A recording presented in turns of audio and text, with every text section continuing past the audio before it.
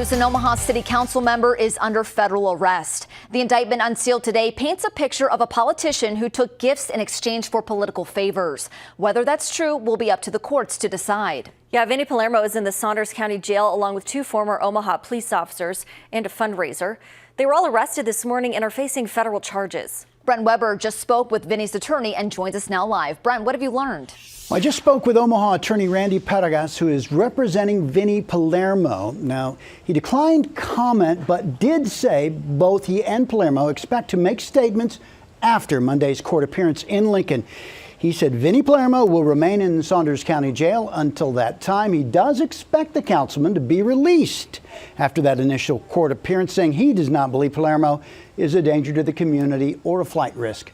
Now, let's back up a little now in case you're not caught up and take a look at just what federal investigators allege has been going on. Vinny is facing 9 separate counts. The indictment claims he accepted gifts like airfare, luxury hotel rooms, food, and entertainment from now retired Omaha police officers Richard Gonzalez and Johnny Palermo, who is not related to Vinny. Gonzalez was the executive director of PACE, the police athletics program. Johnny, the past president of what is now known as the NLPOA, the National Latino Peace Officers Association Omaha chapter. The indictment says Councilman Palermo awarded money to both nonprofits in his role and failed to disclose the private benefits that he was receiving, which is required by law. Now, last fall, the FBI recorded several phone calls between the men. At one point, Vinny is talking to Johnny about the FBI and says they unravel everything to see where the expletive money's going. As an elected official for a trip, I am supposed to claim it. Johnny says in the quote here, "You didn't go as an elected official, you just went as the homeboy." As for what's in some of the other accounts, the feds allege the councilman received income, gifts, and other valuable items from Omaha Glass Pro, a company he once owned. He voted to award that company city contracts, but allegedly did not disclose he was getting benefits. The indictment also says he got discounts on his backyard pool deck from a concrete company that also had contracts with the city of Omaha. And finally, Vinny applied for $68,000 in PPP loans, even though he was not eligible because he was on federal probation.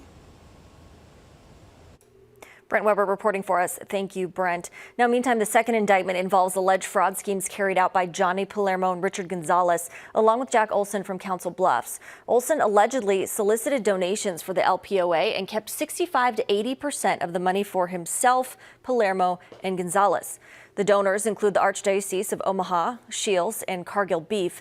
As much as $500,000 was raised in the scheme from 2018 to 2022. The report says the money was spent on trips and numerous bar bills at the Lemon Drop. The indictment also says while Johnny Palermo was a police officer, he impeded a rape investigation involving Jack Olson. Texts in the document between the two show Palermo told Olson what he should do to have the charges dropped. Palermo texted Olson, quote, "All you have to say is consensual. I worked in that unit. You can't prove it. You can't prove sexual assault." And Mayor Stothard's office says that according to city charter, Vinny Palermo cannot be kicked off city council unless he's convicted. Palermo could still be removed from office for missing council meetings.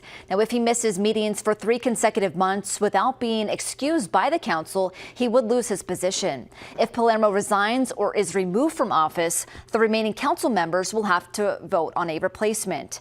The mayor's office has also issued a statement calling for Palermo to immediately resign, saying that he violated the public's trust in the council. Omaha's Police Chief Todd Schmatter has also commented on the arrests. He says the indictments speak for themselves, saying, quote, "I am appalled, but unfortunately not shocked at the content of the federal indictments, As the federal investigation continues, there is a possibility that more arrests will be made. And we have more responses related to those charges, along with the full indictments on our website, WOWT.com. 6 News covering the first appearances for all 4 suspects Monday at 1 o'clock.